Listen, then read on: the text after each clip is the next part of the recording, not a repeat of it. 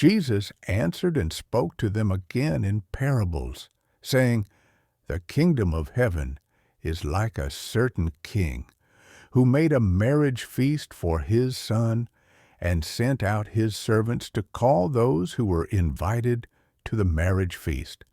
But they would not come. Again he sent out other servants, saying, Tell those who are invited, Behold, I have prepared my dinner, my cattle and my fatlings are killed, and all things are ready. Come to the marriage feast. But they made light of it, and went their ways, one to his own farm, another to his merchandise, and the rest grabbed his servants, and treated them shamefully, and killed them. When the king heard that, he was angry, and sent his armies, destroyed those murderers, and burned their city. Then he said to his servants, The wedding is ready, but those who were invited weren't worthy.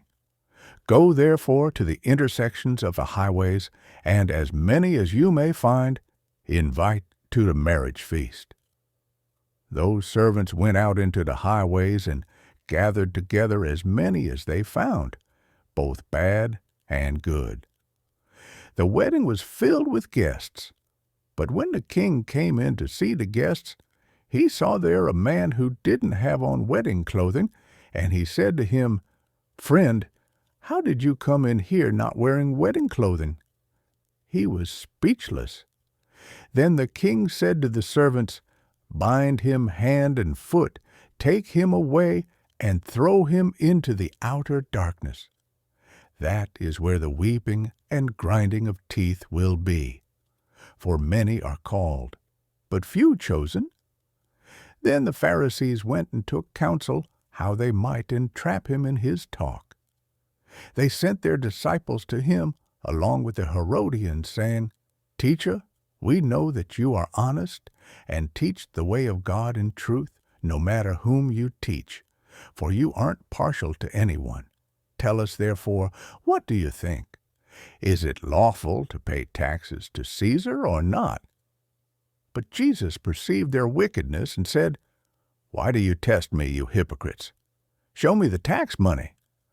They brought to him a denarius. He asked them, Whose is this image and inscription? They said to him, Caesar's. Then he said to them, Give therefore to Caesar the things that are Caesar's, and to God the things that are God's.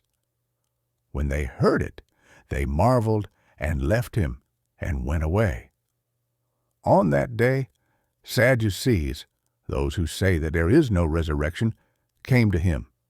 They asked him, saying, Teacher, Moses said, If a man dies, having no children, his brother shall marry his wife, and raise up offspring for his brother. Now there were with us 7 brothers. The first married and died, and having no offspring, left his wife to his brother. In the same way, the second also, and the third to the 7th. After them all, the woman died. In the resurrection, therefore, whose wife will she be of the 7? For they all had her. But Jesus answered them, You are mistaken, not knowing the Scriptures, nor the power of God. For in the resurrection they neither marry nor are given in marriage, but are like God's angels in heaven.